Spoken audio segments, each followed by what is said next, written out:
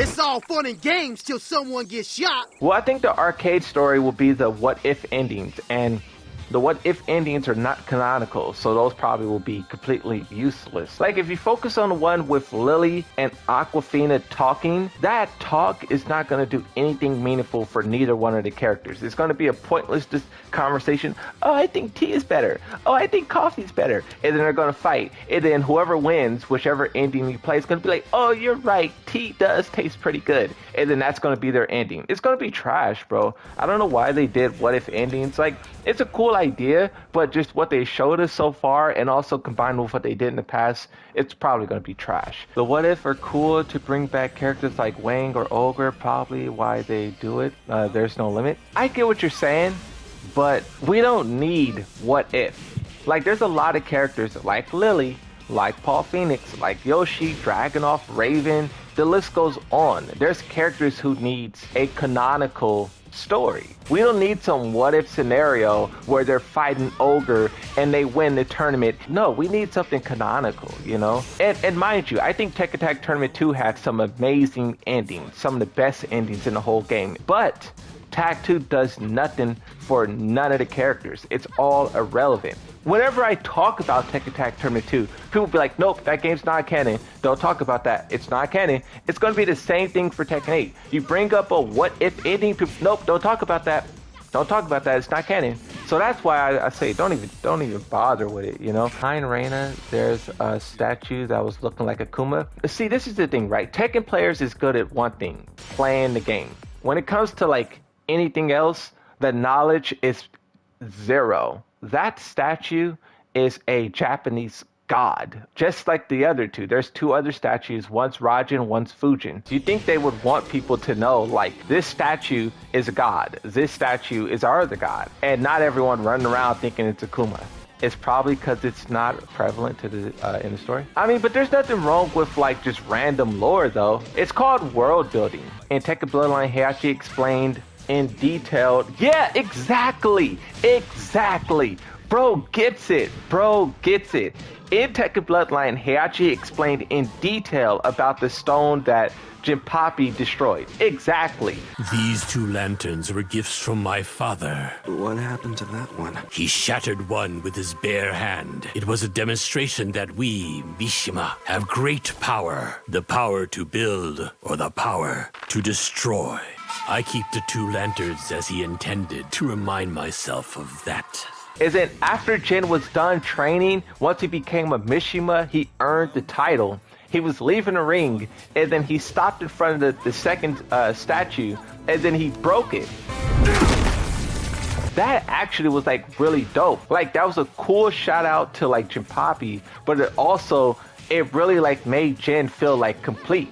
You know, like, he just went through this training, and before he was all nervous and afraid, and he was weak, and, like, Heihachi told him the story, and then after the training, he's not nervous anymore. He's not afraid anymore. He's so, I don't think courageous is the word, but he's so, like, courageous now to where he's not afraid. He's actively, like, destroying, like, Heihachi's possessions. So it basically shows the transformation of the character. That is how you tell a story. So now they just need to do that, what they did in Bloodline, but for real this time with Reina. This further is proof that Tekken needs a proper manga or comic for better world building. Actually, I would disagree. They need better writers. Like, if you think about Mortal Kombat was a 4-hour, without all the fighting, it was like a 4-hour, 5-hour cutscene. If Tekken can't tell a story in 3 hours, it's not the format. It's not. A comic isn't going to make it better. You need better people. But that's the thing too. Harada knows. He already acknowledged how, like, the story could have been done better. You know, there was some things that they messed up. I think we took him a little bit too much in the comedic role. I mean, he is supposed to be a really cool character from the start of Tekken. So if we could also show a different side of him, I think that would be cool. So definitely Lee. His acknowledgement of the lack of story development and characters being too funny, too silly. That's why I have faith that it will be better. Fighting games unfortunately suffer from not being perfect at world building. This is the thing, right? You have the main story, but then you have each individual character, which is supposed to be the world building.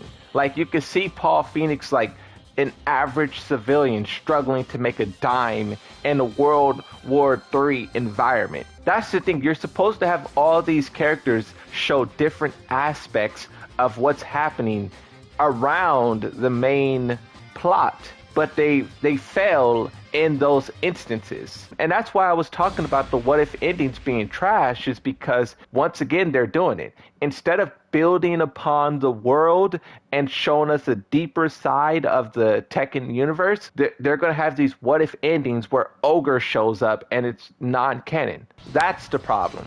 It's a skill issue. The main story isn't good, and then the characters who are supposed to support that story is also bad. You have a character like Eddie who's been trying to come face to face with Kazuya for like 7 games, and he hasn't. Why is that? You don't even have to have Kazuya kill Eddie or anything. It's like Eddie should have been had an canonical encounter with Kazuya. Basically, I don't think it's the format. I don't think they need a comic, a movie, a TV show. They have everything they need here, and they just fumble it. And that's the thing too. It's like they didn't used to do that, but over the years, Tekken has just become more and more ridiculous, and the endings have become more and more pointless. And we'll see if Tekken 8 fixes it. I don't know. The fact that fighting games struggle with it so crazy is absurd. I don't know why fighting games are cursed with having bad stories. In my opinion, Tekken's story should be one of the best stories in gaming. It should be up there with like God of War and stuff like that. They've just been squandering it this whole time. But also too, I think Tekken fans is also a big problem as well, because you have Tekken fans who walk around and they're like, oh, story doesn't matter. Story doesn't matter. As long as I can cream backdash, that's it. Like, they also don't value the story, which is why the devs never did. Why would the devs put all of this effort into story when most of the people aren't even going to experience it? They would be happier if the game didn't have story. But see, now it's kind of flipped. Now people like story. Now people are kind of invested into the story. So I saw in an interview, Michael Murray said every character will have their own individual chapter. But then people were telling me that he misspoke. And I feel like if he misspoke, he would have said it himself. Why do Michael Murray say something and the people's like, oh, he misspoke. He misspoke. He didn't mean to say that. Like, what?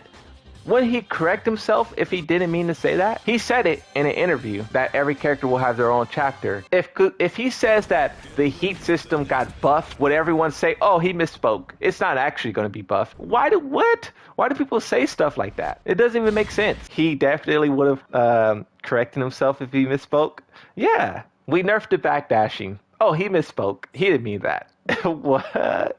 That is crazy, bro. Tekken fans, I tell you, bro, Tekken fans is a different breed. Be making up their own headcanon.